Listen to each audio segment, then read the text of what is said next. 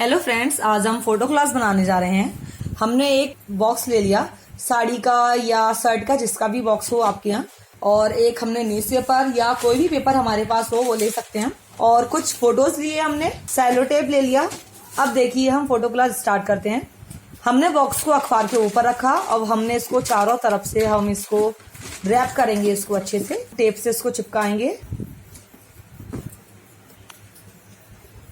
देखिए इस तरीके से ये हमारा पूरा रेडी हो गया। हमने सेलो टेप लगाकर इसको पूरा कवर कर लिया है।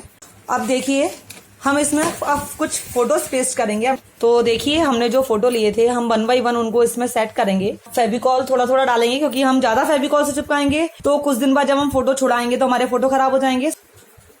अब देखिए हमने थोड़े थोड़े फेविकॉल हमने इसमें डाल लिया। अब हम इस पे फोटोज लगाएंगे लाइक दिस।